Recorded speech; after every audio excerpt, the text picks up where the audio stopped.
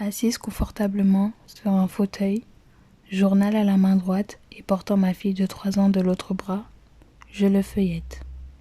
Lorsque mes pensées se tournent vers cette longue année de souffrance que j'ai dû subir. Flashback. Nora, sors vite, prends l'enfant, on y va. Je n'avais ni le temps de me préparer physiquement, ni mentalement. Une seule idée, s'en sortir vivante. J'ai porté ma fille et la protégeais comme je pouvais des balles. Ma mère à mes côtés me disait de courir sans m'arrêter. Cris et sang régnaient. C'était la guerre. Et dire que la veille j'étais en train de me marier, me voici en train de fuir mon pays. Cours, cours, me criait ma mère. Tête baissée, je courais en priant pour que tout s'arrête. Instinctivement, je regarde derrière moi et je ne vois plus ma mère. Maman, où es-tu? Je panique, je l'appelle, mes cris et sang régnaient toujours. Je finis par l'apercevoir, affalée au sol, avec une balle dans la poitrine. Maman, comment vais-je continuer sans toi? Tristesse et douleur prennent le relais. Les larmes coulent, les mots me manquent. Je pleure ma mère, lorsqu'un homme apeuré me relève et me dit de ne pas rester là alors que les balles fusent. Puis, il a disparu.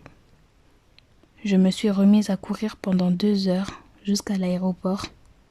Grâce à un contact avec le gouvernement, j'ai pris un vol d'urgence avec ma fille vers la France. Ce fut le commencement d'un long voyage. En France, nouveau pays, nouvelle vie. Mais par où devrions-nous commencer? Nous ne connaissions personne, nous n'avions pas de papier, pas d'argent. Nous avons vécu dehors. Je faisais la domestique. Cela me permettait de gagner un peu de sous.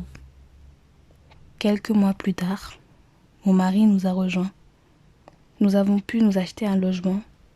J'ai quitté mon travail de domestique pour en choisir un autre. J'ai fait nos démarches de papier.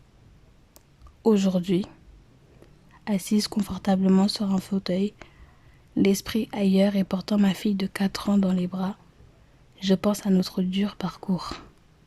Souffrance et fierté régneront dans ma vie à jamais, sans t'oublier maman.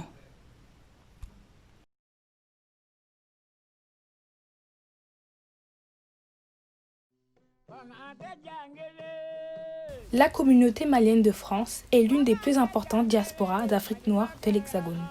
À partir de l'indépendance, en 1960, les hommes ont commencé à émigrer en France. L'immense majorité des immigrés d'origine malienne viennent de la région de Caille, située à l'extrême sud du Mali.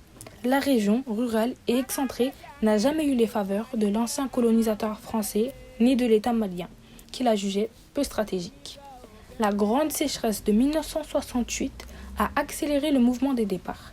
Les blédards qui cultivaient le mil, le sorgho et le maïs sont devenus manœuvres chez Peugeot, Renault et Citroën.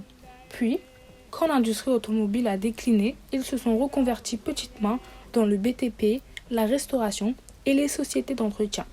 Les vagues d'immigration n'ont jamais cessé depuis. Aujourd'hui, presque toutes les familles comptent quelqu'un parti travailler à l'étranger.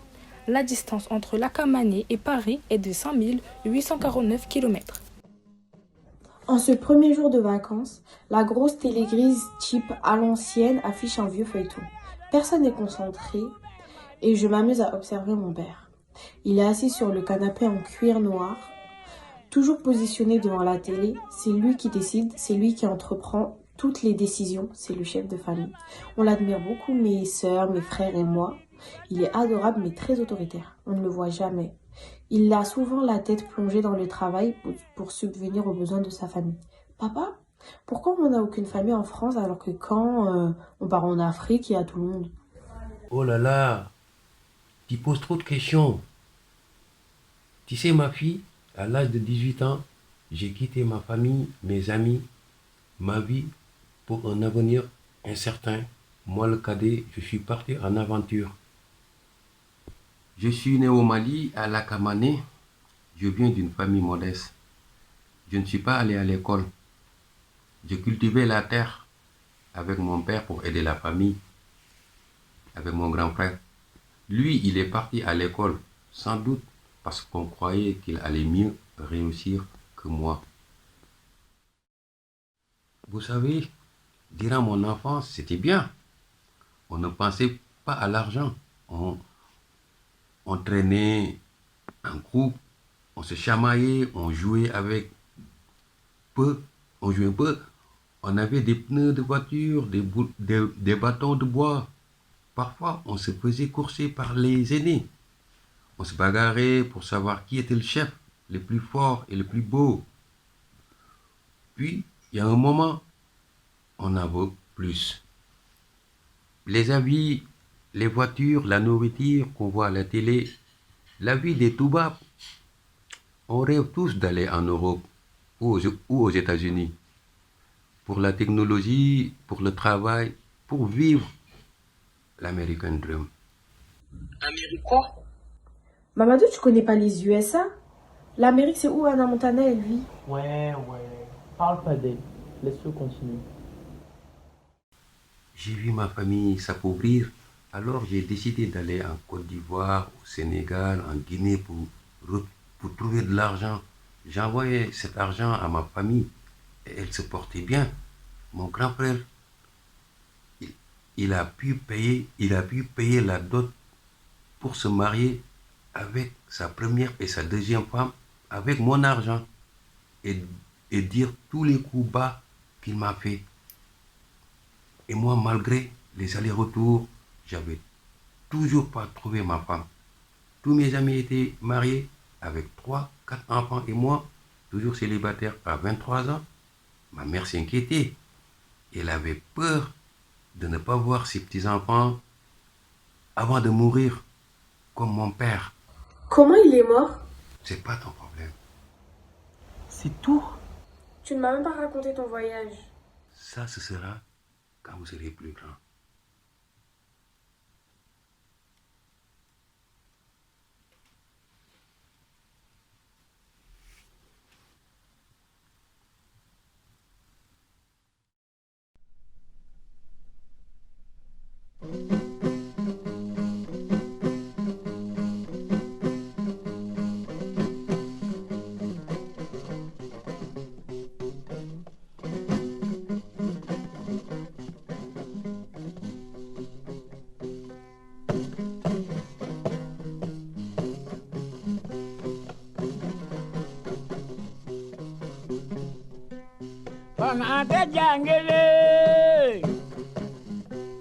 Fangade jangere malibagara aundae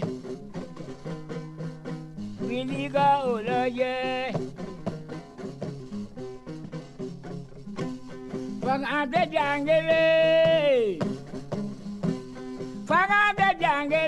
mali